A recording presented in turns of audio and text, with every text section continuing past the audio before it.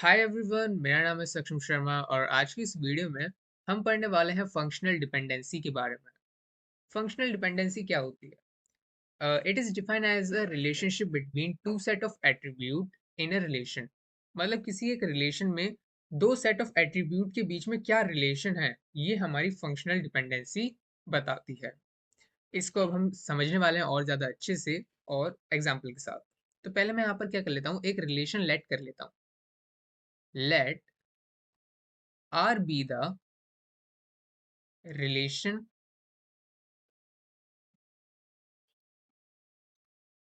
and x and y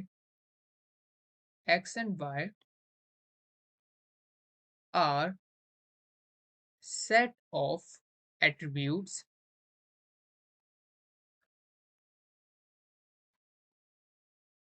from relation R।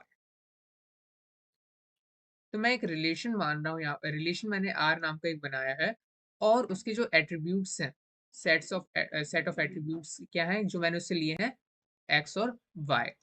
मतलब जैसे मान लो R रिलेशन में मेरे क्या क्या है, a1 है, a1 है, a2 है, a3 है, a4 है, a5 है, a6 है। ये मेरे रिलेशन में है और मैं क्या कर रहा हूँ, मैंने x और y दो सेट बनाए हैं, सेट एट्रीब्यूट्स बनाए हैं इसी रिलेशन से। मतलब कि x मेरा क्या हो सकता है, x में भी क्या क्या हो सकता है इसके सेट, a1 कॉमा a2 हो सकता है या a3 हो सकता है, या फिर a3 कॉमा a4 हो सकता है, या फिर एक सिंगल एट्रीब्यूट भी इसमें हो सकता है, सिर्फ और सिर्फ a2 हो। ऐसे ही सेम फॉर y के लिए होगा। और एनी set of attribute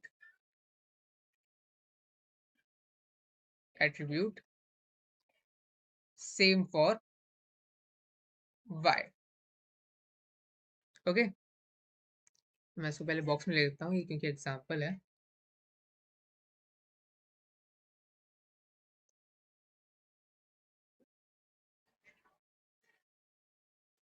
ठीक है, तो ये हमारे एक रिलेशन है, उसमें से जो x और y क्या है, उसके दो सेट ऑफ एट्रीब्यूट है। अब इनके बीच का जो रिलेशन है वो कैसे करना है वो अब हम आगे देखते हैं, लेकिन पहले हम देखें x जैसे क्या है। इसी रिलेशन से ही तो हमने ये a1 a3 लिए हैं, इसका एक सेट बनाया है। ऐसे ही हम इसमें कोई भी डिफरेंट वैल्यू ले सकते हैं, इसके कितने भी कैसे भी डिफरेंट पेयर्स बना सकते हैं। ऐसे ही हमारे एक अनदर सेट बनेगा y के लिए भी, ऐसे सेम हम कोई सा भी पेयर उठा सकते हैं इनमें से, इस रिलेशन में से। और उसके बाद इन दोनों में क्या क्या इसका रिलेशन है इन दोनों के बीच में वो हम इसमें पहचानते हैं। तो इसका कैसे डिनोट करते हैं, सिंबल सिंबल क्या होता है इसको डिनोट करने का। तो functional dependency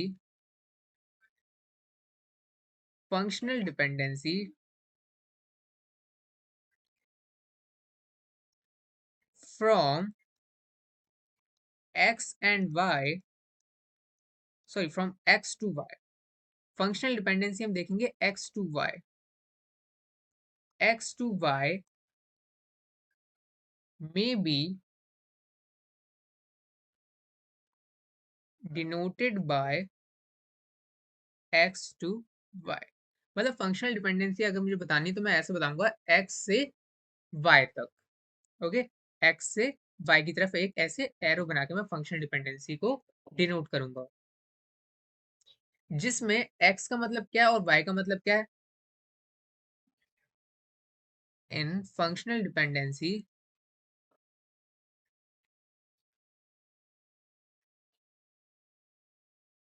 in functional dependency x to y, x is called determinant and y is called dependent। Okay, मतलब कि x टू y की तरफ हमने यहाँ पर भेजा है, इसका मतलब क्या है, x हमारा डिटर्मिनेंट है और y हमारा डिपेंडेंट है। कहने का मतलब क्या है, x से जो है हम y के एट्रीब्यूट्स डिफाइन कर सकते हैं। x से हम क्या कर सकते हैं, y के जितने भी एट्रीब्यूट्स हैं वो सारे हम डिफाइन कर सकते हैं। इसलिए एक्स हमारा डिटर्मिनेंट है, वो डिटरमाइन करेगा कि क्या क्या एट्रीब्यूट्स हैं हमारे रिलेशन में। अगर बात करें वाई की, वाई डिपेंडेंट है, इसलिए वाई अलोन क्या नहीं कर सकता, पूरे एट्रीब्यूट्स को रिलेशन में डिफाइन नहीं कर सकता। अभी जो मैंने कहा उसको मैं एक एग्जांपल के साथ आपको समझाता हूँ, उसके बाद हम दोबारा यही डिफाइंस पढ़ेंगे, तब आपको एक एक लाइन का मतलब इसमें समझ में आ जाएगा कि मैं क्या कहना चाहता हूँ और क्या समझाना चाहता हूँ। एग्जाम्पल की अगर मैं बात करूँ, तो यहाँ पर सबसे पहले मैं एक टेबल बना लेता हूँ,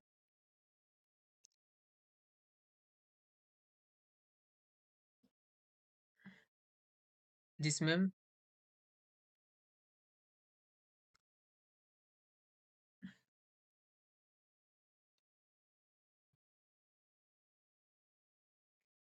ठीक है, पहला मैं यहाँ पर ले लेता हूँ एस आई डी, स्टूडेंट की आईडी। दूसरे में मैं उसका ले लेता हूँ नाम, और तीसरे में उसका कॉन्टेक्ट नंबर, जो कि हमने बहुत पहले भी एग्जाम्पल्स में ऐसे ही करते आए हैं। ठीक है, तो यहाँ पर मैं लिख लेता हूँ S I D, S name और कॉन्टैक्ट। सो यहाँ पर क्या है, एस वन, इसका नाम ए है, इसका कॉन्टैक्ट रखना है 123। ऐसे ही हमारा स्टूडेंट टू है, स्टूडेंट टू का नाम है हमारा बी, और कॉन्टैक्ट नंबर है इसका 456। ऐसे ही हमारा एस थ्री और एस फोर स्टूडेंट हैं, जिनका नाम है ए सी, और कॉन्टैक्ट नंबर है 789 और 123। तो ये हमारा स्टूडेंट नाम का रिलेशन है। स्टूडेंट मैं यहाँ ऊपर लिख देता हूँ, स्टूडेंट नाम का हमारा यहाँ पर ये रिलेशन है, जिसमें मैंने ये सब जो इसका डेटा है, इसके जो टपल्स हैं वो मैंने यहाँ पर इसके लिख दिए। अब इस रिलेशन के बेसिस पे अब मैं आप पूछूं, आप मुझे इसमें से अब कौन सा एक एट्रीब्यूट बताओगे जिनसे मैं इन सारे टपल्स को यूनिकली आइडेंटिफाई कर सकूं। मतलब इन तीनों एट्रीब्यूट से एस आई डी एक एट्रीब्यूट है। एट्रीब्यूट आपने पहली वीडियो देखी होगी मेरी, तो आपको पता होगा मैंने क्या क्या ये सब समझा रखा है उसमें, जो मैं वर्ड्स यहाँ पर यूज कर रहा हूँ। सो मेरे यहाँ पे जो तीन एट्रीब्यूट है, S I D, S name और कॉन्टैक्ट। एस आई डी जो है, मतलब इसमें कौन सा एट्रीब्यूट है, इन तीनों में से कौन सा एट्रीब्यूट है जिससे मैं पूरा ये रिलेशन जो है, पूरे जो टपल है, मैं एक टपल को यूनिकली आइडेंटिफाई कर सकूं। तो आप देख सकते हो कि अगर बोलो आप एस नेम, तो एस नेम से क्या मैं पूरा एक टपल आइडेंटिफाई कर सकता हूँ यूनिकली? नहीं, क्योंकि यहाँ पर क्या है, दो दो, यहाँ पर क्या है, दो दो हमारे ए नाम के लड़के हैं। तो अगर मैं क्या चाहूंगा, इसका नंबर लूंगा 123 वाला कॉन्टेक्ट नंबर, या फिर मैं 17 789 वाला नंबर लूंगा। मतलब अगर मैं ये लूंगा या ये लूंगा, इसका यहाँ से ना ही मुझे यूनिकली पता चला कि मैं S1 की बात कर रहा हूँ कि S3 की बात कर रहा हूँ, है ना। तो मतलब एस नेम से मैं यूनिकली आइडेंटिफाई नहीं कर सकता किसी भी टपल को। मैं बोलूंगा कॉन्टैक्ट देख लेते हैं। चलो दूसरा ऑप्शन कॉन्टैक्ट का हमने उठाया। कॉन्टैक्ट में क्या प्रॉब्लम है, कॉन्टैक्ट भी दो लोगों के सेम है। कॉन्टैक्ट से भी मैं क्या नहीं कर सकता, कॉन्टैक्ट से भी मैं किसी भी टपल को यहाँ पर यूनिकली आइडेंटिफाई नहीं कर सकता। तो इसलिए ये सब क्या है, हमारे डिपेंडेंट है।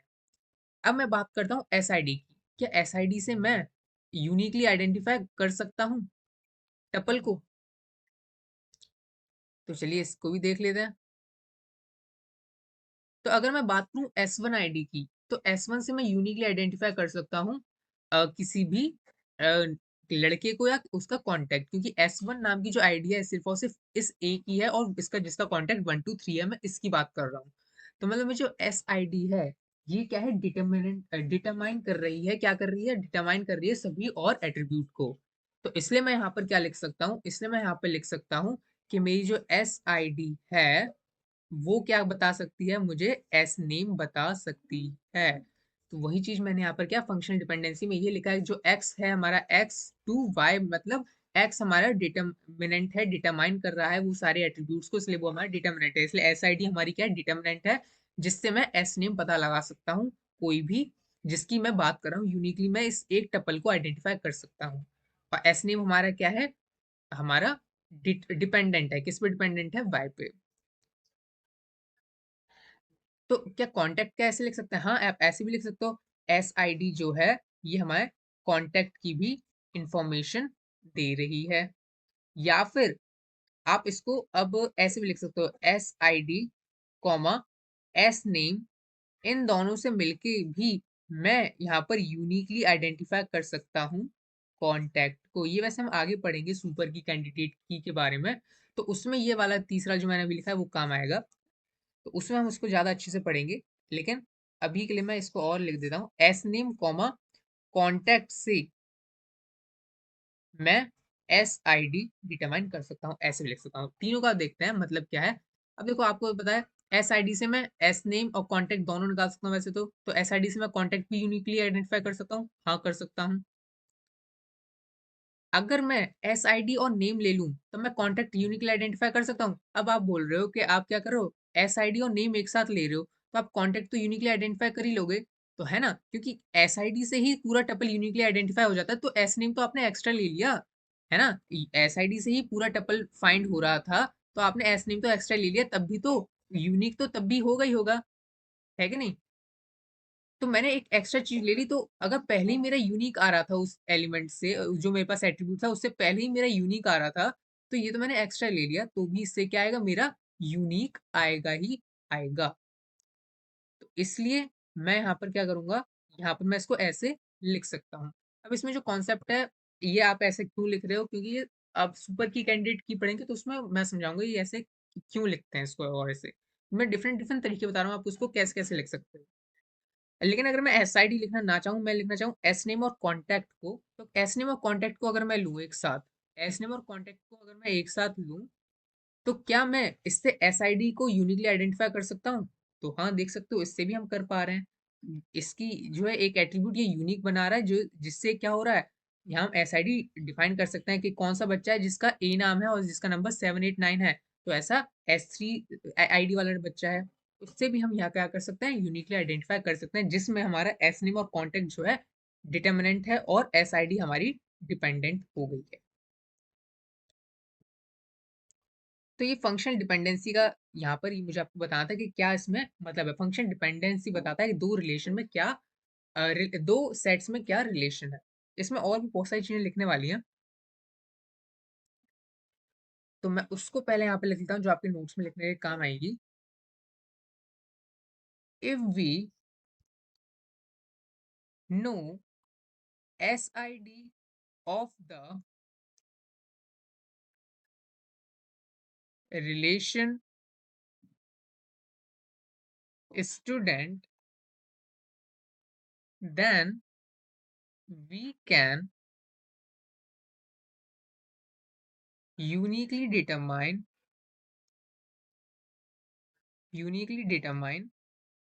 s name of that student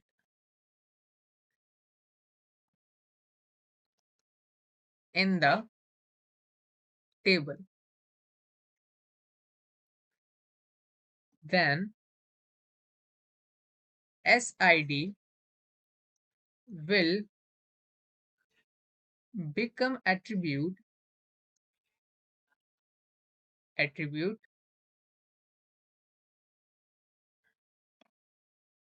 become attribute that that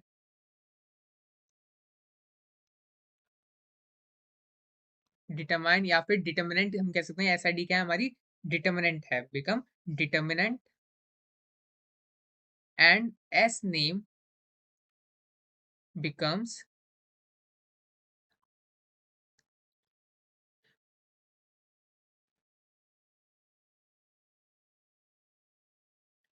dependency.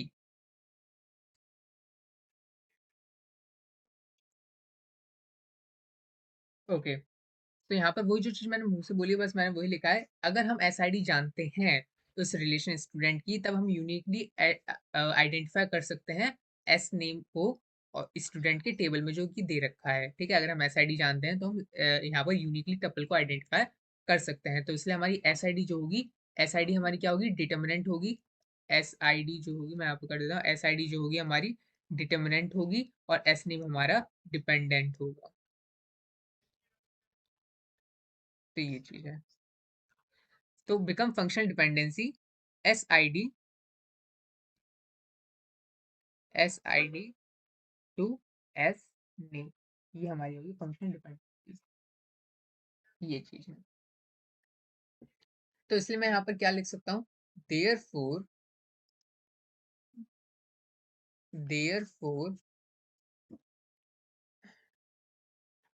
functional dependency SID to SNAME holds in the relation। तो ये क्या हो रही है, ये फंक्शन डिपेंडेंसी होल्ड कर रही है इस रिलेशन में, क्योंकि हम एसआईडी से सभी एट्रीब्यूट्स को डिटरमाइन कर सकते हैं, यूनिकली एक टपल को डिटरमाइन कर सकते हैं। तो ये चीज है। तो इससे आपको समझ में आएगा कि फंक्शन डिपेंडेंसी में आखिरकार होता क्या है, ये कैसे काम कर रही है। पहले हमने जाना ये सिंबल है, उसके बाद आपको पढ़ोगे ना, ये आपको समझ में आ जाएगा function dependency X to Y में जाने का मतलब क्या है। मतलब एक्स क्या कर रहा है, यहाँ पर डिटरमाइन कर सकता है सभी इस एट्रीब्यूट को यूनिकली, इसलिए हमारा एक्स यहाँ पर क्या डिटर्मिनेंट है और वाई हमारा डिपेंडेंट है। लेकिन इसमें ऐसे बस इतना ही कॉन्सेप्ट नहीं है, इसमें और कॉन्सेप्ट जानने वाला भी है, उसके बाद हम इसके ऊपर न्यूमेरिकल्स भी करेंगे। If we know the S name of the student, इसमें और भी मैं चीज लिख देता हूँ नोट्स के लिए आपके लिए।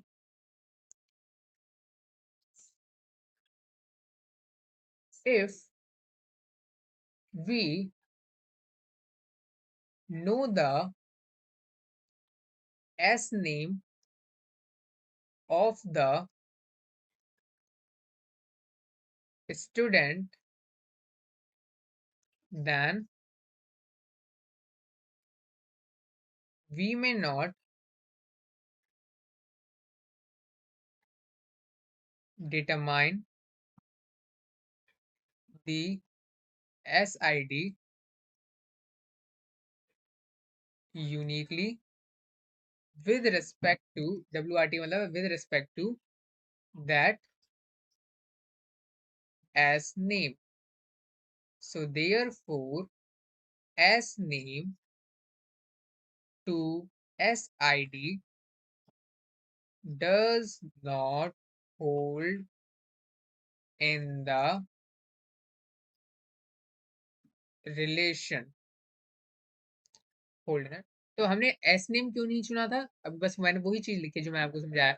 एस नेम मैंने यहाँ पर क्यों नहीं सिलेक्ट करा, क्योंकि एस नेम से मैं यूनिकली आइडेंटिफाई नहीं कर सकता किसी एक टपल को, इसलिए वहां पर डुप्लीकेसी आ रही थी, इसलिए S name to S I D मैं यहाँ पर होल्ड नहीं कर सकता, वो चीज मैंने यहाँ पर लिखी है। क्यों नहीं कर सकता, क्योंकि ये डिटरमाइन नहीं कर रहा है यूनिकली किसी भी टपल को, इसलिए मैं एस नेम को यहाँ पर ऐसे नहीं लिख सकता S name to S I D, इसलिए फंक्शनल डिपेंडेंसी होल्ड नहीं कर देयर। यहाँ पर एक और नेक्स्ट पॉइंट लिख लेते हैं अब हम फंक्शन डिपेंडेंसी की। अब यहाँ पर डिफाइन लिख रहा हूँ मैं कि फंक्शन डिपेंडेंसी जो मैंने शुरुआत में बोली थी वो क्या बोला था। Functional dependency, function dependency defines the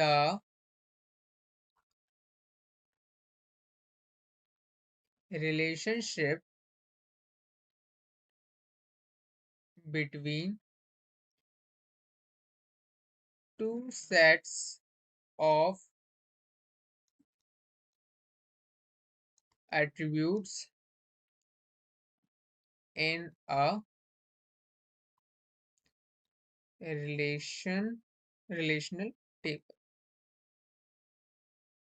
okay, function dependency क्या होती है, रिलेशनशिप बताती है दो सेट ऑफ एट्रीब्यूट के बीच में रिलेशनल टेबल में। ठीक है, दो सेट ऑफ एट्रीब्यूट्स के बीच में क्या रिलेशन है वो हमें फंक्शन डिपेंडेंसी बताती है कि कौन सा डिपेंडेंट है, कौन सा डिटर्मिनेंट है। नेक्स्ट पॉइंट अब हमें क्या समझना है कि फंक्शन डिपेंडेंसी स्टेट क्या करती है, मतलब बताना क्या चाहती है। If it state it states that the values of dependent attribute the value of dependent attribute set can be completely determined by the values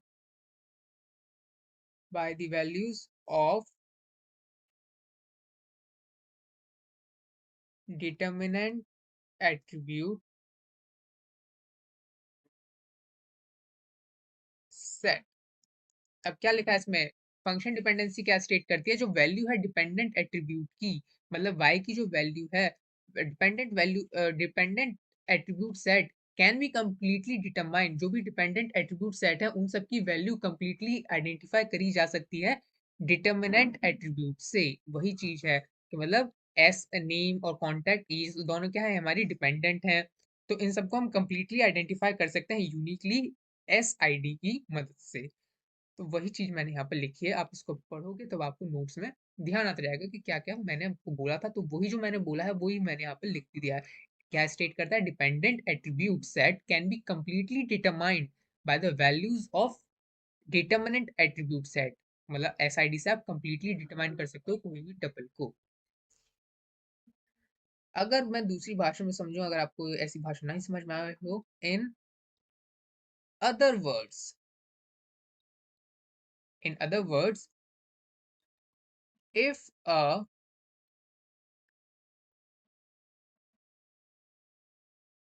determinant attribute set uh, in other words, if the determinant attributes value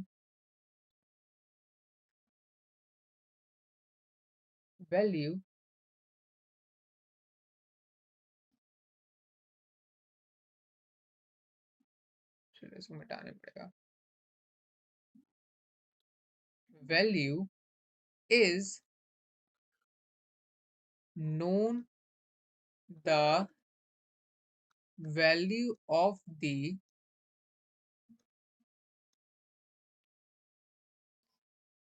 dependent attributes can be deduced, deduced। अब क्या मतलब है इसका, अभी समझो। In other words, दूसरी भाषा में अगर हम कहें, if the determinant attributes value is known, अगर डिटर्मिनेंट एट्रीब्यूट्स की जो वैल्यू है वो नोन है, मतलब कि एसआईडी की वैल्यू हमें पता है, मतलब एसआईडी अगर हमें पता है, तो values of dependent attributes can be deduced, मतलब अगर हमें एसआईडी की वैल्यू पता है, डिटर्मिनेंट एट्रीब्यूट की वैल्यू हमें पता है, तो हम डिपेंडेंट एट्रीब्यूट जैसे कि एस नेम और कॉन्टैक्ट की वैल्यू जो है डिड्यूस कर सकते हैं। डिड्यूस का मतलब होता है कंक्लूड कर सकते हैं, इसका मैं यहाँ पर मीनिंग लिख देता हूँ, कंक्लूड कर सकते हैं मतलब कि बता सकते हैं, वही चीज लिखी है जो मैं आपको इतनी देर से बता रहा हूँ। अब हम जानते हैं, एक और एग्जांपल देखेंगे वैसे तो हम पहले, उसके बाद हम क्या आगे बढ़ते हैं, लेकिन उससे पहले मैं एक चीज लिखना चाहूंगा जिससे वो एग्जांपल रिलेटेड है, इस पे ध्यान देना। If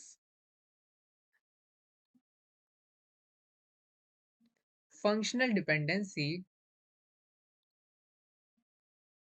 if functional dependency x to y exist in relation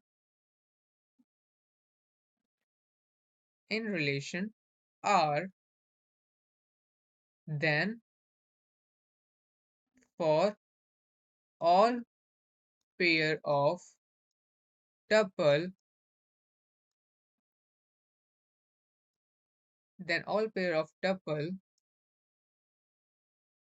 t1 t2 belongs to R if t1 x multiply में x, t2 multiply में x, then t1 y equal to t2 y। कहने का इसमें मतलब क्या है, function dependency x to y exist अगर करती है किसी रिलेशन में, तभी एग्जिस्ट करेगी जब उसके सभी पेयर्स जो होंगे टपल के, मतलब कि जो भी टपल्स हैं, टपल्स तो जानते ही, मैंने आपको पढ़ा रखा है पिछली वीडियो में, जो जितने भी टपल्स हैं अगर उनकी जो वैल्यूज हैं, अगर दो वैल्यू सेम है, मान लो मैं T1 T2 दो टपल है, आपका एक रिलेशन है बहुत बड़ा, उसमें दो वैल्यूज जो है सेम है, तो अगर मान लो एक्स में वो जो जो टपल है, जो एक्स की जो वैल्यू है, एक्स मतलब एसआईडी में जो वैल्यू सेम है, तो वाई में भी वो वैल्यू सेम होनी चाहिए। ठीक है, तभी अगर ये एग्जिस्ट माना जाएगा।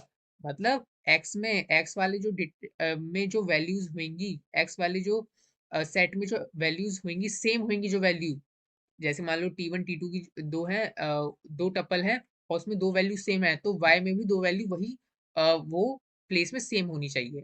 नहीं समझ में आया हो तो अब एक एग्जांपल देखेंगे, उसके बाद हम देखते हैं कि क्या मैं कहने की कोशिश कर रहा हूँ। तो इसमें हम एक दूसरी टेबल लेंगे, जिसको हम एक दूसरा नाम देंगे,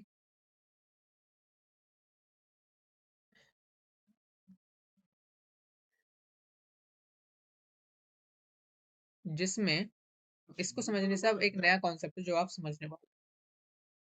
5 लाइन खींचनी पड़ेगी इसमें, 1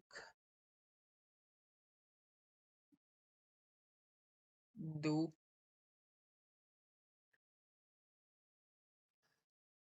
3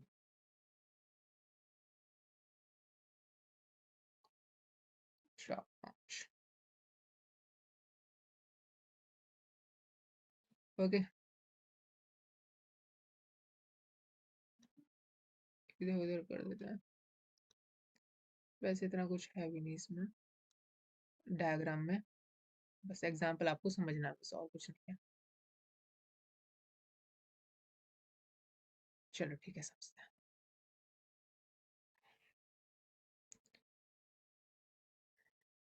ओके, तो मैं यहाँ पर लिख देता हूँ, ये जो एक रिलेशन है जिसमें A1 है, A2 है, A4 है, सॉरी A3 है, A3 है, A4 है और A5 है। और इनके अंदर जो वैल्यूज हैं, वैल्यूज में लिख देता हूँ यहाँ पर 1 2 3 4, 1 2 2 4 7 7 7 5 8 5 5 6 6 4 2 2। एक नया कॉन्सेप्ट अब सीखने वाले हैं हम फंक्शन डिपेंडेंसी के बारे में, उसके बाद हम क्वेश्चंस भी करेंगे इसके ऊपर ही, तो ये कॉन्सेप्ट समझना बहुत ज्यादा इंपॉर्टेंट है। तो अगर मैं कह रहा हूं आपसे, late late A2 function dependency में अगर A2 टू A3 मैं कह रहा हूं एग्जिस्ट करती है इन रिलेशन, ये जो हमारा रिलेशन है इसमें अगर एग्जिस्ट करती है, तो क्या ये वैलिड है कि इनवैलिड है, ये आपको बताना है। मैं कह रहा हूँ कि A2 टू A3 है, ये एग्जिस्ट करती है कि नहीं करती है इस रिलेशन में, आपको वैलिड बताना है इनवैलिड बताना है कि हाँ ये करती है या नहीं करती है। तो अगर मैं यहाँ पे चेक करूँ, तो चेक मैं क्या कर रहा हूँ, मैं क्या लूंगा, दो, ये जो A2 है ये वाली लाइन देखूंगा मैं, A2 वाली लाइन देखूंगा और A3 वाली लाइन देखूंगा, ये दोनों लाइन देखूंगा। ठीक है, तो इसमें देखो कौन सा हमें देखना है, अगर हमने ऊपर क्या पढ़ा, अगर एक्स और वाई एग्जिस्ट करते हैं रिलेशन में, तभी रिलेशन में एग्जिस्ट करेंगे जब टपल्स के सभी पेयर्स अगर जो बिलोंग करते हैं उस रिलेशन से, मतलब इस रिलेशन में तो सभी बिलोंग्स करते हैं। तो हमें ये इंपॉर्टेंट है, अगर T1x=T2x है तो T1y=T2y होना चाहिए। कहने का क्या मतलब है कि अगर हमारे यहाँ पे जो वैल्यूज हैं टपल की दो अगर सेम है, जैसे यहाँ पे मान लो ये दो वैल्यू क्या है हमारी टपल की सेम है, T1x=T2y, मतलब दो टपल में वैल्यूज हमें मिल गई सेम 2 2, तो इसके जो करस्पॉन्डिंग मतलब कि जो सामने वाला जो टपल है A3 में भी ये वैल्यू क्या होनी चाहिए, सेम होनी चाहिए, जो कि आप देख सकते हो सेम है भी। और कोई सी वैल्यूज जो है अलग हो, जैसे 5 और 7 अलग है तो कोई बात नहीं, लेकिन अगर A1 अगर बिलोंग्स कर रहा है, अगर A1 टू A3 जा रहा है, तो A1 टू A3 अगर जा रहा है, तो A1 A2 में जितने भी जो टपल्स हैं अगर उसमें दो वैल्यू सेम है, तो उसके जो करस्पॉन्डिंग रिलेशन है, जो उसके सामने वाला जो डिपेंडेंट रिलेशन है उसमें भी वो दो वैल्यू सेम होनी चाहिए। ओके, ये चीज है। लेकिन ये जरूरी नहीं कि A3 में जो वैल्यू सेम है वो A2 में भी सेम हो, ये जरूरी नहीं। मतलब जैसे यहाँ पर मान लो यहाँ पर 7 7 सेम है लेकिन यहाँ पर 2 4 है, तो आप बोलोगे ये तो एग्जिस्ट नहीं करना चाहिए, नहीं। हमने क्या लिखा है यहाँ पर, A2 से A3 की तरफ जा रहा है, मतलब A2 में हमें देखना है कि कौन सी वैल्यू सेम है, ना कि A3 से हमें कंपेयर करना है। तो क्या ये रिलेशन एग्जिस्ट एग्जिस्ट करता है? आपको ये बताना है। तो बोलोगे हाँ एग्जिस्ट क्यों नहीं करेगा, क्यों नहीं करेगा ही करेगा, क्योंकि X X X X to Y तभी एग्जिस्ट करेगा जब दो, अगर टपल की जो वैल्यूज है अगर सेम है तो उसकी करस्पॉन्डिंग जो टपल जो है उसकी वैल्यूज भी सेम होनी चाहिए। तो A2 की वैल्यू क्या है, सेम है, इसमें कोई इस वैल्यू हाँ है, 2 सेम है, और A3 में वैल्यू वही वैल्यू उसी प्लेस की टपल की वैल्यू सेम है, हाँ हाँ 7 7 ये भी सेम है, तो हाँ ये वैलिड है, ये एग्जिस्ट करेगा। तो मैं इसका यहाँ पर लिख देता हूँ आंसर कि values of A2 and A3 are valid with respect to A2 to A3। Okay, एक और एग्जांपल देखते हैं। लेट A1 कहाँ जा रहा है, A5, A1 टू A5 हम जा रहे हैं, ऑल्सो एग्जिस्ट इन रिलेशन। अब आप बताओ क्या A1 टू A5 एग्जिस्ट करता है इस रिलेशन में? तो हम चेक करेंगे दोबारा तभी तो बताएंगे। तो चेक क्या कर रहे हैं अब इसमें, अब देखो इसमें पहले A1 और A5 उठाते हैं, A1 ये रही लाइन और A5 ये रही। अब A1 में कोई सी ऐसी एट्रीब्यूट है जो सेम है, मतलब कोई सॉरी कोई सा ऐसा वैल्यूज है जो सेम है, 1 है 2 है 3 है, कोई सेम है ही नहीं, सेम है ही नहीं। और लेकिन A5 में तो सेम है ही है, 2 2 है, तो बोलोगे एग्जिस्ट नहीं करती है, नहीं ऐसा नहीं बोल देना, ये एग्जिस्ट करती है। क्यों करती है, इसके लिए आपको ये समझना जरूरी है कि अगर हमारा P Q और P बिलोंग्स टू Q है, कब कब हो सकता है ये, अगर हमारा P ट्रू है और Q भी ट्रू है तो हमारा X to Q sorry P to Q true होगा। अगर हमारी वैल्यू जो है P में ट्रू है और Q में फॉल्स है तो ये P टू Q हमारा फॉल्स होगा। और अगर अगर हमारी वैल्यू P में फॉल्स है और Q में ट्रू है तो भी ट्रू होगा। और अगर हमारी वैल्यूज जो है P में फॉल्स है और Q में भी फॉल्स है तो भी हमारा ट्रू होगा। क्या मतलब है, बहुत इंपॉर्टेंट बात है यहाँ पर समझने वाली। क्या बात है इसमें समझने वाली, कि देखो अगर हमारी जो वैल्यू है, अगर हमारी जो वैल्यू है P में ट्रू है इसमें ट्रू है तो ट्रू होना चाहिए, मतलब जो हमारी वैल्यू अगर P में प्रेजेंट है, P टू Q जा रहा है, मतलब P में जो वैल्यू है वो Q में भी है तो ट्रू है। ठीक है, तो तुम हम समझ गए।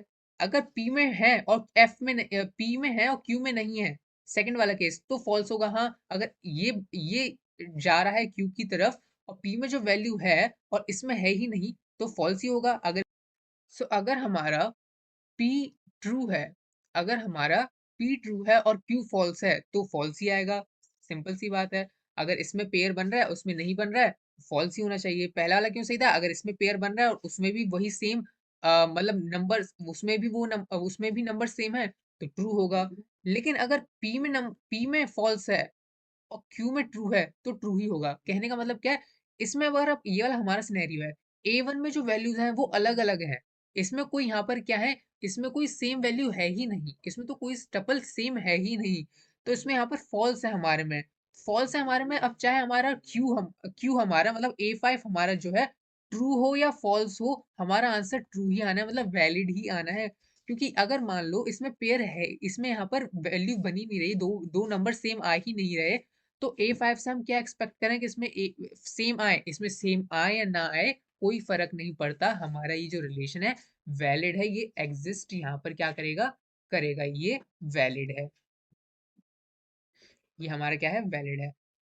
क्योंकि हमारा A1 क्या जा रहा है, टू A5 जा रहा है, अगर इसमें कोई भी नंबर सेम नहीं है तो A5 में अगर नंबर सेम हो या ना हो, ट्रू हो या फॉल्स हो, तब भी हमारा ट्रू होगा। सिर्फ एक कंडीशन में यहाँ पर फॉल्स होता है फंक्शन डिपेंडेंसी में, जो कि है अगर P में अगर पेयर बन रहा है, मतलब मान लो P में अगर पेयर बन रहा है और इसमें पेयर नहीं बना, मान लो इसमें 8 होता अगर पेयर नहीं बना, तब ये फॉल्स हो जाएगा। बस इस ये वाला आपको ध्यान रखनी पड़ेगी, ये चीज है। तो ये भी हमारा क्या यहाँ पर वैलिड है। सो वैलिड, यहाँ पर मैं इसको अच्छे से लिख देता हूँ,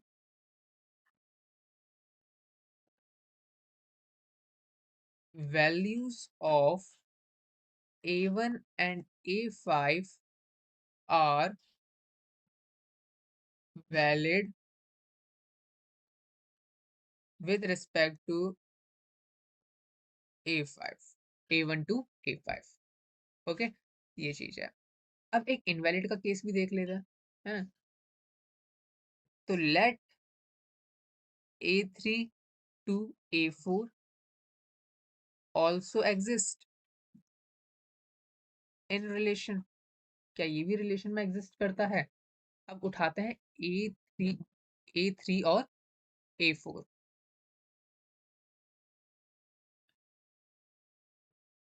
ठीक है, रेड पेन ही ले लेता हूं मैं। तो अब उठाते हैं हम A3 और A4, ये दो लाइन मैंने उठाई। ठीक है, इसमें क्या देखना है, इसमें कौन सी वैल्यू सेम है। A3 में देखेंगे सेम कौन सी है, A4 में हो या ना हो उससे अभी हमें देखने का फर्क नहीं है, क्योंकि A3 से A4 की तरफ जा रहा है। सो A3 में कौन सी वैल्यू सेम है, आप देख सकते हो ये दो वैल्यू यहाँ पर हमारी क्या है, सेम है। लेकिन बोलोगे तो इसके करस्पॉन्डिंग ये भी तो सेम है, लेकिन इसमें दो ही कहाँ, इसमें तो तीन तीन वैल्यू सेम है ना, तो इसमें तीनों वैल्यू सेम होनी चाहिए थी ना, वो चीज है।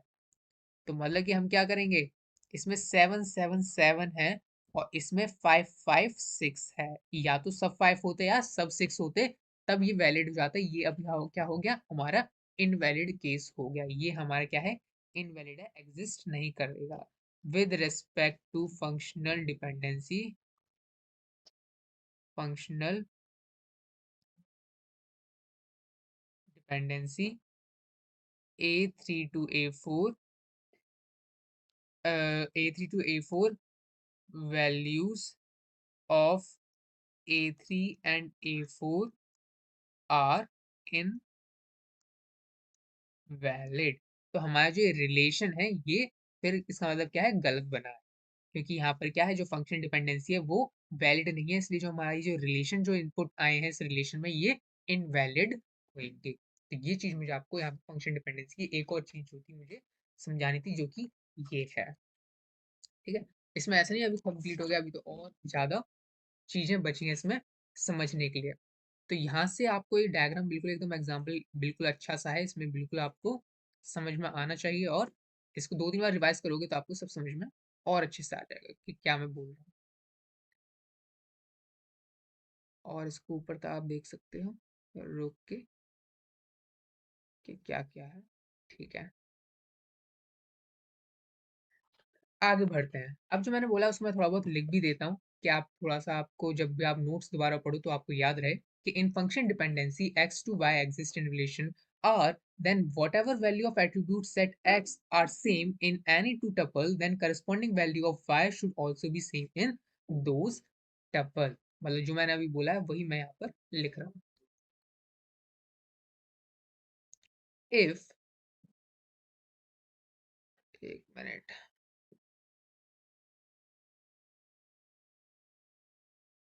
if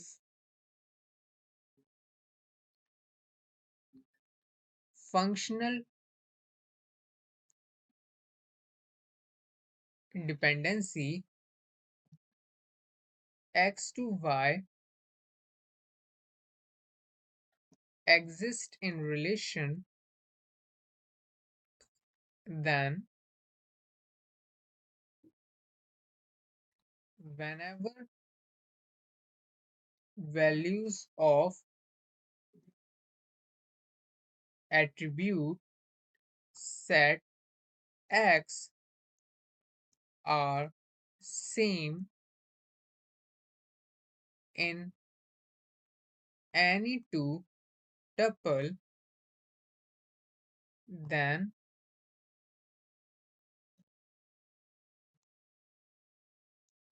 corresponding value of y should also be same in the, in those tuple, in those tuples। तो मतलब कि कहने का क्या है, function dependency x to y exist तभी करेगी, अगर तभी करती है, तभी करेगी जब x की जो वैल्यू सेम है टपल में, वो करस्पॉन्डिंग वैल्यू y भी सेम होनी चाहिए, तब एग्जिस्ट हमारी करेगी। तो मतलब कि कहने का मतलब वही है, अगर हमारा यहाँ पर 2 अगर एग्जिस्ट करता है किसी टपल में, तो करस्पॉन्डिंग 7 भी मतलब सेम वैल्यूज होनी चाहिए उस करस्पॉन्डिंग टपल में। तो जैसे यहाँ पर नहीं था, 7 यहाँ पर था, तो यहाँ पर 5 6 था, तो इसलिए यहाँ पर क्या था, इनवैलिड, इसलिए ये लास्ट वाला केस जो था हमारा इनवैलिड इसलिए बन गया था। तो यहाँ पर हमने 3 वैसे देखे केसेस, यहाँ पर मतलब 3 एग्जाम्पल हमने यहाँ पर इसी में देखे। कौन कौन से, मैं वैसे हाईलाइट कर दूं से, वैसे हाईलाइट करा ही हुआ है, आपको दिख ही रहा है, एक ये वाला है, एक ये वाला है, और एक ये वाला है। तो वही चीज मैंने यहाँ पर लिख दी है बस, आप इसको कि आप अपने नोट्स में लिख सको और आपको ध्यान रहे ये चीजें। दूसरी चीज हमने क्या यहाँ पर कंक्लूड करी, in a relation instance whatever value of attribute set x are same in any pair of tuple, if value of y are also same in those tuple, then function dependency x to y may or may not hold। ये वाला और independent है, मे और may not hold, क्यों hold नहीं, पहले मैं यहाँ पे लिख देता हूँ, उसके बाद इस पॉइंट को मैं समझाता हूँ। In a relational instance whenever value of attribute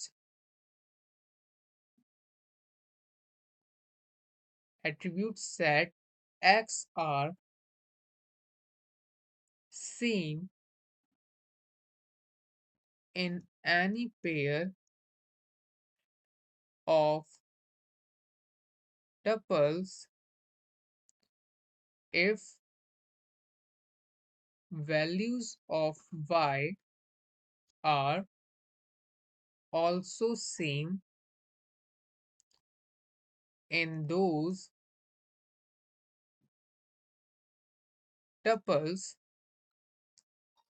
then functional dependency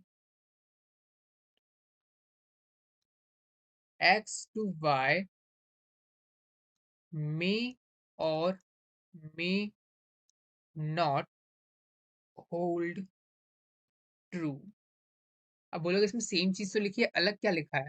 देखो, अगर कोई भी relation instance whenever value of attribute set X are same, अगर किसी भी रिलेशन इंस्टेंस में, रिलेशन इंस्टेंस का मतलब वो जो टपल्स हैं, अगर उसकी एक्स की कोई वैल्यू सेम है और वाई की वैल्यू भी सेम है, तो जरूरी नहीं कि एक्स टू वाई जो फंक्शन डिपेंडेंसी है ये एग्जिस्ट करे, ये मे और मे नॉट होल्ड हो सकती है, मतलब ये एग्जिस्ट हो या नहीं हो भी नहीं सकती, मतलब जितने भी हमने ऊपर ये एग्जिस्ट लिखना है कि ये एग्जिस्ट करती है, ये एग्जिस्ट करती है, इसमें एग्जिस्ट नहीं करती है, ठीक है, तो ये जरूरी नहीं कि जिसमें हमने एग्जिस्ट लिखा है कि ये एग्जिस्ट ही करे।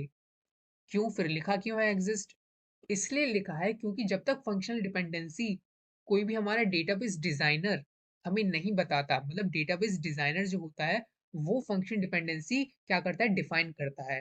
तो मतलब फंक्शन हम अपने हिसाब से किसी भी रिलेशन को देख के या फिर किसी भी टेबल को देख कर, रिलेशन मतलब टेबल, किसी भी टेबल को देख के हम उसकी फंक्शनल डिपेंडेंसी कंक्लूड नहीं कर सकते कि इसमें ये फंक्शन डिपेंडेंसी होगी या नहीं होगी, ये वैलिड है या इनवैलिड है, ये हम फंक्शन डिपेंडेंसी किसी भी रिलेशन या टेबल को देख के नहीं कर सकते। क्यों नहीं कर सकते, क्योंकि रिलेशन में जो रिलेशन इंस्टेंस होते हैं वो ऐड होते रहते हैं।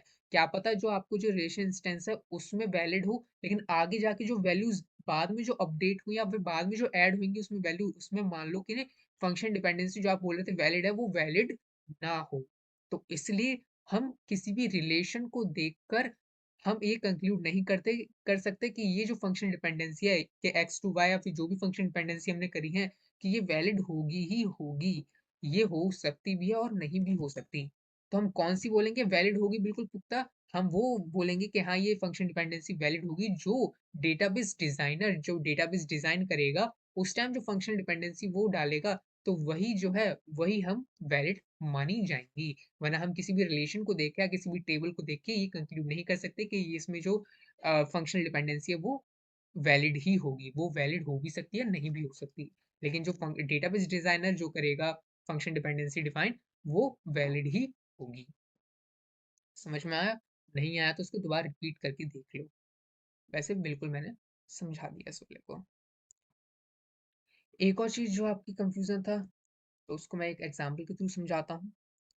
उसके बाद हम आगे बढ़ते हैं, या फिर जो मैंने अभी आपको बताया जो है, उसको भी मैं आपको एक एग्जांपल के साथ समझाऊंगा। इस एग्जांपल के बाद जो मैंने अभी ऊपर पॉइंट लिखा है उसको मैं, अगर जिसको नहीं समझ में आया उसको एक और एग्जांपल के साथ में समझाऊंगा अभी। सो एक एग्जांपल देखते हैं। कंसीडर रिलेशन इंस्टेंस जिसमें मैं दो वैल्यूज, दो यहाँ पर एट्रीब्यूट्स लूंगा।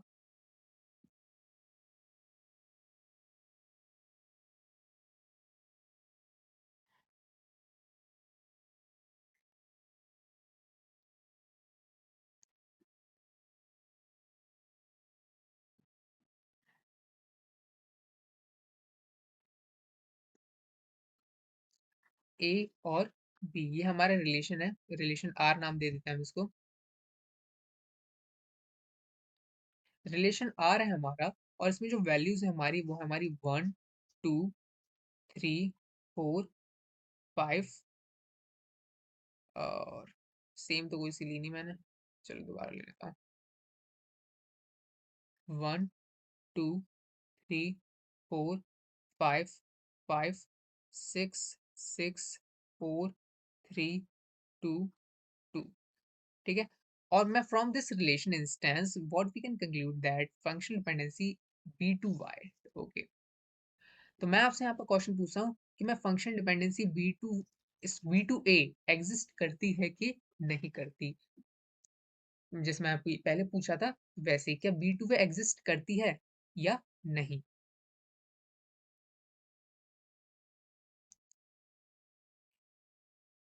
एग्जिस्ट, तो आप देख के बताओ।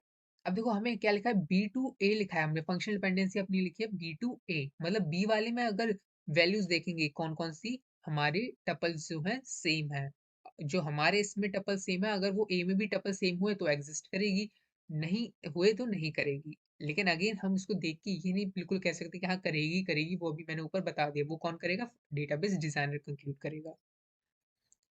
लेकिन इसी को देख के अगर हम बोलें, तो जैसे कि यहाँ पर देख सकते हो 6 6 है, बी में क्या है, बी में 6 6 आ गए, मतलब कि दो वैल्यू यहाँ पर सेम है, तो रिलेशन ए में भी दो वैल्यू सेम है, तो बोलोगे हाँ वैलिड है, लेकिन नहीं है वैलिड, यही हमने इनवैलिड देख लिया। क्या इनवैलिड है, यहाँ पर देख सकते हो 2 2 भी तो सेम है, आपको एक ही थोड़ी इंस्टेंस देखना है, आपको तो बहुत सारे देखने हैं, सभी देखने हैं, मतलब जितने भी हैं, तो 2 2 भी यहाँ पर सेम है, तो उसके करस्पॉन्डिंग ए की जो वैल्यू है 1 2 है, जो कि गलत हो गई यहाँ पर। तो इसलिए यहाँ पर क्या हो गया, एग्जिस्ट ये नहीं करेगा। So from this relation instance,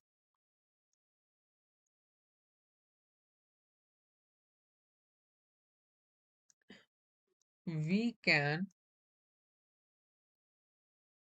conclude that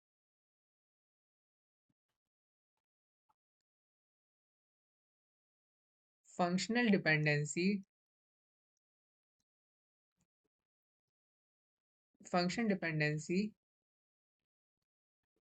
B2A will never hold true in relation R। Relation R में ये ट्रू नहीं होगी। अब ट्रू नहीं होगी तो नहीं होगी, है ना, उसमें उसमें भी डेटाबेस डिजाइन में भी ट्रू होगी ही नहीं, है ना, क्योंकि यहाँ पर ही ट्रू नहीं है, यहीं पर हमें इसी रिलेशन को देख के पता चल गया ट्रू नहीं है, तो आगे जाके कितना भी आ जाए सही, फॉल्स तो फॉल्स है, एक ही तो फॉल्स मिल गया, तो ये फॉल्स तो फॉल्स ही होगा, इनवैलिड तो इनवैलिड ही होगी। तो इसमें होल्ड नहीं करेगी, क्यों नहीं करेगी वो अभी हमने यहाँ पर देख लिया एग्जाम्पल। अब हम देखते हैं जो ऊपर वाला मैंने लिखा था कि यहाँ पर मे नॉट होल्ड क्यों करती है। अगर इसी में देख लेते हैं, एक और क्यों देखें, इसी में देख लेते हैं। अब मान लो मैंने एक यहाँ पर स्टोर कर दिया, एक और डेटा मैंने यहाँ पर क्या कर दिया, इंसर्ट कर दिया, एक और मैंने इंसर्ट कर दिया यहाँ पर डेटा 5 और 7। ठीक है, तो अगर मैं इसमें 5 और 7 मैंने डेटा कर दिया, या फिर अभी, और मैंने, या फिर अभी मैं करता नहीं डेटा, मैं इसको हटा देता हूँ। चलो इसको मैं दोबारा एक और बना लेता हूँ टेबल अपनी अलग से। ये है, ये सही था, ये एक गलत आया इसलिए हमारा एग्जिस्ट नहीं करा। लेकिन अगर मैं अब पूछूं आपसे, क्या इसमें A to B एग्जिस्ट करता है, एग्जिस्ट करता है क्या ए टू बी? अब आपसे मैंने ये पूछा कि ए टू बी क्या एग्जिस्ट करेगा, तो आप बोलोगे अब ए में मैं देखूंगा चीजें कि क्या क्या है। ठीक है, तो ए में क्या क्या चीजें एग्जिस्ट देख सकते हो कि यहाँ पर ए में जो कॉमन, अब आपको ए में कॉमन देखना है, बी में मत देखने लग जाना कि बी में जो सेम नंबर है उसके करस्पॉन्डिंग नहीं देखना है। अब हमें ए से शुरुआत करनी है। ए में जो है, ए में क्या हमारे यहाँ पर चीजें, नंबर्स जो है वो कौन कौन से सेम आ रहे हैं। कॉमन में बार बार वर्ड यूज कर देता हूँ लेकिन सेम है, सेम। कौन कौन से नंबर सेम है? तो देख सकते हो यहाँ पर सिर्फ और सिर्फ ये ही दो नंबर हैं जो हमारे सेम है, 5 5। और ये हमारा यहाँ पर क्या है, 6 6 है। तो बोलोगे यहाँ पर क्या है, ये एग्जिस्ट करती है। So in given relation, given relation in given relation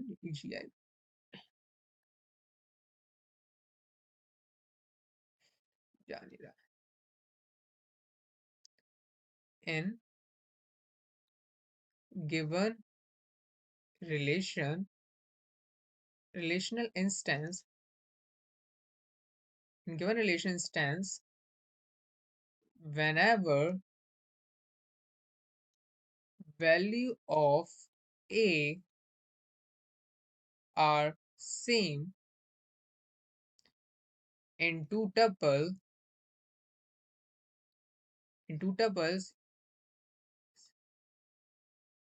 corresponding value of b is also same in those tuple। तो मतलब करस्पॉन्डिंग वैल्यू भी सेम होनी चाहिए। अगर ए में दो वैल्यू सेम है, मतलब दो टपल्स की वैल्यूज जो है सेम है, तो करस्पॉन्डिंग टपल में भी सेम होनी चाहिए, और जो कि सेम है ही है। तो और किसी में यहाँ पर सेम आ नहीं रहा है नंबर, तो तब भी यहाँ पर क्या था, अगर ए में ट्रू है तो बी में ट्रू होना चाहिए, तो ट्रू है। अगर ए में ही फॉल्स है तो बी में अगर ट्रू हो या फॉल्स हो तो कोई फर्क नहीं पड़ता, ट्रू ही होगा, जो कि हमने यहाँ से कंक्लूड करा था ये वाला। ये ध्यान रखना। तो ये है, तो यहाँ पर हम बोल देंगे ये एग्जिस्ट करती है। A therefore A to B जो फंक्शन डिपेंडेंसी है, में वैलिड तो लिख सकता हूँ मैं, लेकिन यहाँ पे लिखूंगा मे और मे नॉट होल्ड। अब बोलोगे मे और मे नॉट होल्ड क्यों लिखा, इनवैलिड में तो हम इनवैलिड ही लिखेंगे, हाँ कि नहीं हो सकती। लेकिन वैलिड जब भी आएगा तो मैं लिखूंगा वैलिड भी हो सकती है, इनवैलिड भी हो सकती है। अब इनवैलिड क्यों हो सकती है, क्योंकि मैंने अब इस रिलेशन को देख के बताया ना, कि मैंने डेटाबेस डिजाइन को देख के मैंने, डेटाबेस डिजाइनर्स ने थोड़ी यहाँ पर बता रखा है कि ये एग्जिस्ट करेगी, तो हम अपने ये जो रिलेशन जो हमें टेबल दे रखा है उससे डिफाइन कर रहे हैं। तो इस रिलेशन से हम डिफाइन नहीं कर सकते कि कौन सी ये वैलिड होगी ही होगी, ये इनवैलिड भी हो सकती है। कैसे हो सकती है, क्योंकि इसी टाइम का रिलेशन है। मान लो कुछ देर बाद अगर मैं देखूंगा जब डेटा इसमें अपडेट हो जाए, मान लो एक आ गया 5 और 7 आ गया, अब तो यहाँ पर क्या है, अब ये फंक्शन डिपेंडेंसी नहीं रही ना इसमें। अब मान लो ये भी हमारे इस टेबल में ऐड हो गया, तो अब तो यहाँ पर ये इनवैलिड हो गया। तो ये एग्जिस्ट जो करेगा वो सिर्फ उसी पॉइंट ऑफ टाइम के लिए करेगा। मतलब कि हम तब भी इसको ऐसे लिखेंगे मे और मे नॉट एग्जिस्ट, क्योंकि बाद में अगर मान लो डेटा जो एग्जिस्ट हुआ उसमें मान लो अलग अलग हो गया, अब ये भी तो 5 5 का पेयर बन रहा है, अब 6 7 का बन गया, तो अब ये एग्जिस्ट नहीं करेगा फिर। ठीक है, तो इसलिए जब भी वैलिड आएगा तो आप लिखोगे मे और मे नॉट एग्जिस्ट, जब तक हमारा कोई डेटाबेस डिजाइनर जो है, जब तक वही डिफाइन नहीं करता, कि वही जब तक बताता नहीं कि हाँ ये फंक्शन डिपेंडेंसी एग्जिस्ट करेगी, तब तक हम नहीं मान सकते कि कोई भी जो एक रिलेशन को देख के कि ये वैलिड होगा ही होगा। समझ में आया इतनी बात? एक दो बार रिवीजन करोगे सब इसमें और अच्छे से समझ में आ जाएगा। तो इसमें और क्या लिख सकते हैं, because because it is just a because it is just a relational instance, relational instance है सिर्फ और सिर्फ, इसमें वैल्यूज क्या ऐड होती रहेंगी, वैल्यूज में change if we can add a new tuple। Value change हो सकती हैं अगर हम क्या करें, नए टपल ऐड करें। तो यहाँ पर then a to b not hold, यहाँ पर अगर 5 और 7 अगर आ जाता है तो ये होल्ड नहीं करेगा।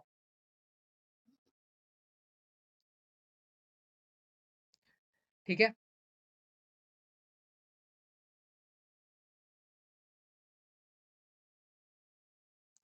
तो ये चीज है। आगे अब हम इसमें पढ़ते हैं, if A then the either value of X same is, तो वही चीज। अच्छा ठीक है, अब ये चीज बस आपको यहाँ ध्यान रखने वाली है, ये वाली चीज सबसे इंपॉर्टेंट चीज यही है कि अगर वैल्यूज अगर पी में ट्रू है, मतलब वैल्यूज अगर सेम है पी में, तो और क्यू में भी सेम है, तो ट्रू ही होगा। अगर वैल्यूज पी में सेम आ गई, दो टपल की वैल्यू 2 2 आ गई मान लो, या फिर कोई भी 5 5 आ गई, 7 7 आ गई, और क्यू में नहीं आई वो वैल्यूज, तो वो रिलेशन फॉल्स हो जाएगा, मतलब ये एग्जिस्ट नहीं करेगी। अगर हमारी पी में फॉल्स है, अगर मान लो इसमें कोई रिलेशन बनाए, कोई भी ऐसा नंबर आया ही नहीं जिसमें दो नंबर सेम हो टपल में, जैसे कि 1 2 3 4 वाला ही इसके साथ, अब इसके साथ किसी का भी वो फंक्शन डिपेंडेंसी बनाओगे तो वो क्या होगी, ट्रू ही होगी, क्योंकि इसी में कॉमन नहीं है, इसी में फॉल्स है, तो सामने वाले में चाहे ट्रू हो या फॉल्स हो, वो हमेशा ट्रू ही होगा। ये चीज ध्यान रखना। अगर सेम नहीं है नंबर यहाँ पर, तो किसी के साथ भी इसकी फंक्शन डिपेंडेंसी बनाओगे तो वो क्या होगी, ट्रू ही मानी जाएगी, मतलब वैलिड मानी जाएगी। तो तब भी उसमें वो लिखूंगे मे और मे नॉट होल्ड, क्योंकि वैलिड में हम यही लिख रहे हैं, और क्यों नहीं होल्ड कर रही है वो भी हम समझ गए हैं यहाँ पर। वो चीज मैं यहाँ पर लिख नहीं रहा हूँ कि ये ट्रू होगी, मैं वर्ड्स में लिख दूं, मैंने आपको वहां पर समझा दिया, तो इसलिए आपको समझ में आ जाना चाहिए। If X to Y existing relation, ठीक है। तो अब एक क्वेश्चन कर लेते हैं, उसके बाद हम आगे की कहानी स्टार्ट करेंगे। एक नोट के साथ फिर लिखेंगे, उसके बाद खत्म कर देंगे इसको। तो एक रिलेशन आप मान लो यहाँ पर,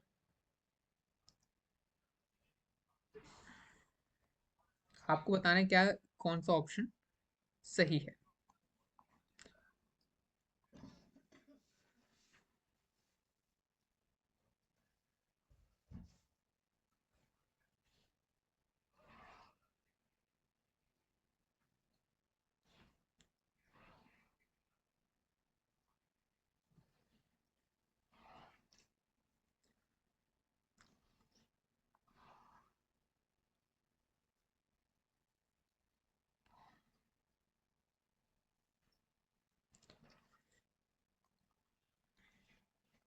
ए बी सी, 1 1 2 3 4, वैसे ज्यादा स्पेस में थोड़ा सा फैला के लिख देता हूँ, 1 1 2 3 4,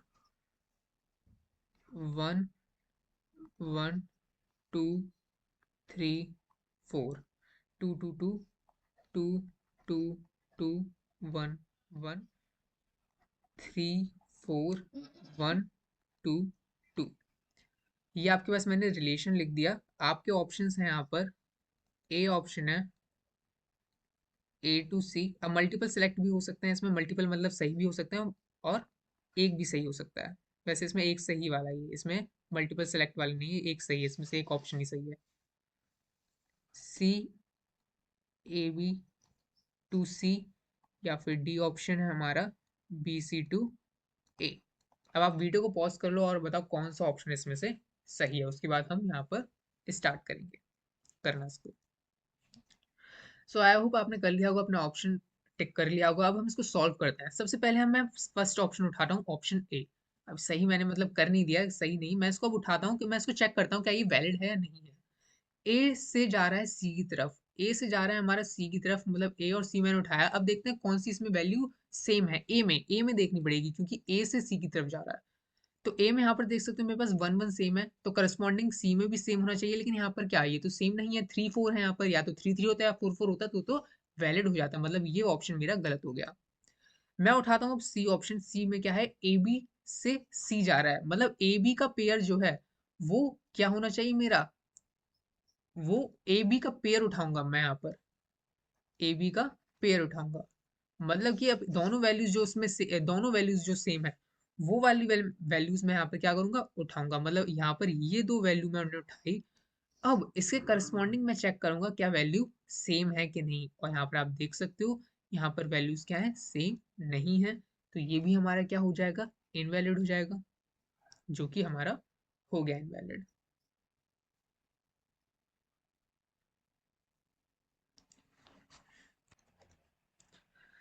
नेक्स्ट अब करते हैं चेक हमारा बी ऑप्शन। बी ऑप्शन क्या है हमारा, ए से बी की तरफ जा रहा है, ए से बी की तरफ जा रहा है, मतलब ए में हम चेक करते हैं कि कौन कौन सी जो टपल है वो सेम है। सो ए में हमारे आप देख सकते हो 1 1 सेम है, 1 1 सेम है, तो उसके करस्पॉन्डिंग बी में भी सेम है क्या, हाँ देख सकते हो 2 2 आ रहा है, मतलब ये एग्जिस्ट करता है। तो और ये हमारा ही करेक्ट आंसर होगा। ये हमारा क्या है, बी हमारा करेक्ट आंसर है। तो इसी के साथ हमने ये क्वेश्चन जो है बड़ी बड़ी आसानी से सॉल्व कर लिया। आई होप आपको समझ में आया होगा कि कैसे सॉल्व करना है, ऊपर के न्यूमेरिकल्स ऊपर के जो हमने सॉल्व करा है थ्योरी देख के, और ये आपको आसानी से बन गया होगा।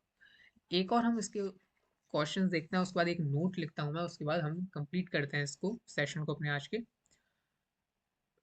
तो क्वेश्चन हमारा ABC, मैं अब टेबल नहीं बना रहा हूँ, आप टेबल अब अज्यूम कर लेना। 1 1 2 3 2 2 2 1 2 1 4 3, ये आपके पास मैंने रिलेशन दे रखा है। आपके ऑप्शन में लिख रहा हूँ तो, और ऑप्शंस हैं आपके ए से, अब इसमें मल्टीपल ऑप्शंस करेक्ट हो सकते हैं, ये ध्यान रखना। ए बी से सी की तरफ, बी से ए बी की तरफ, तो मतलब आपको सभी इसमें ऑप्शंस चेक करने पड़ेंगे, बी सी से ए की तरफ। अब आप यहाँ पर वीडियो को पॉज कर लो और बताओ उसके आंसर क्या है, आप अपना टिक कर सकते हो अपनी कॉपी में, और उसके बाद हम इसको करना सॉल्व करते हैं। चलिए अब करते हैं इसे सॉल्व। सबसे पहले मैं पहला रिलेशन उठाता हूँ ए से, पहले फंक्शनल डिपेंडेंसी उठाता हूँ अपनी ए से सी की तरफ। ए से सी की तरफ मतलब ए में जो कॉमन है उसमें भी कॉमन चाहिए, ए में 1 1 है, इसमें 3 4 है, मतलब ये एग्जिस्ट नहीं करता। सेकंड में जाते हैं ए से बी की तरफ, ए में जो कॉमन है 1 1, बी में भी कॉमन है, हाँ है, और कुछ तो है नहीं, और कुछ है नहीं, मतलब ये मेरा है करेक्ट। ए बी से सी की तरफ, ए बी से सी की तरफ, मतलब ए बी में ये जो नंबर है दो कॉमन है, सी में कॉमन है, सी में कॉमन नहीं है, तो ये नहीं होगा हमारा, गलत है ये। बी सी से ए की तरफ, बी सी से ए की तरफ, मतलब बी सी में क्या कॉमन है, तो उसमें कॉमन होगा, बी सी में क्या कॉमन है देखते हैं। बी सी में क्या कॉमन है, कुछ कॉमन है ही नहीं वैसे इसमें, है ना, इसमें तो कुछ चीज कॉमन है नहीं, तो हमने कौन सा केस देखा था जिसमें कुछ कॉमन नहीं था।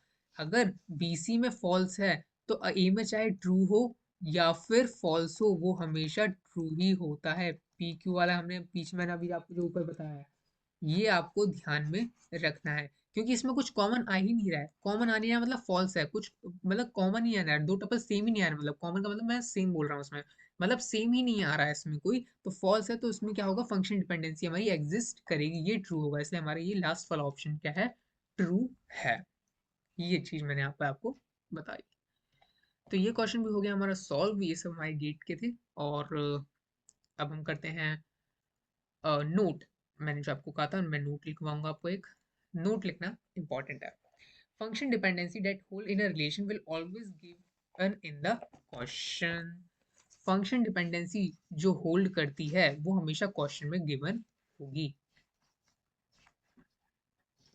Function dependency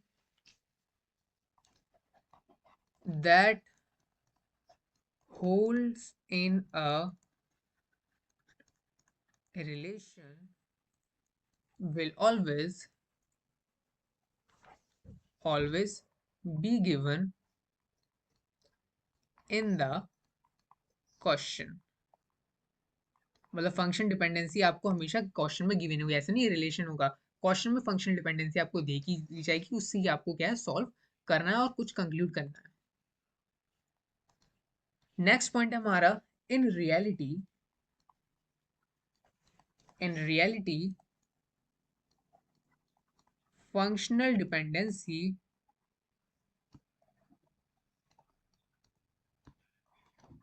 function dependencies are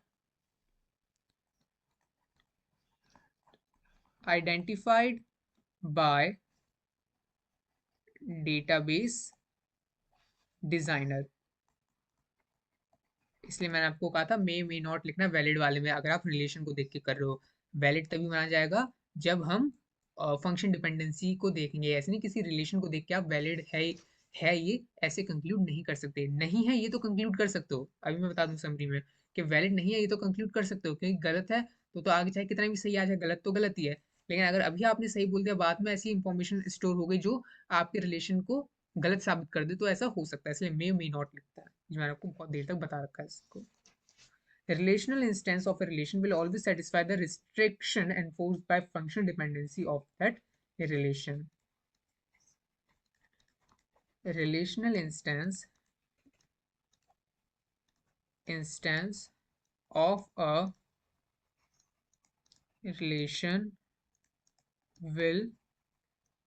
will always satisfy the restriction enforced by functional dependencies of that relation. Functional dependency of that relation.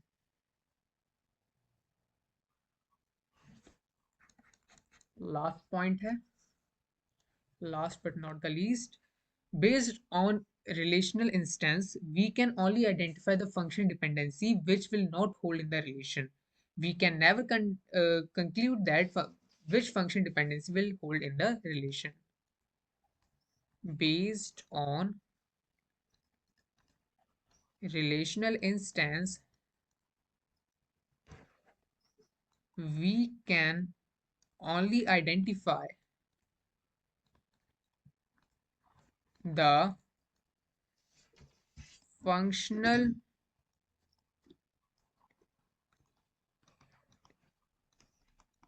dependencies which will not hold in the relation. We cannot we can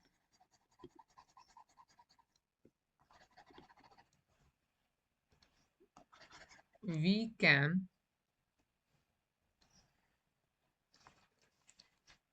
never conclude that which functional dependency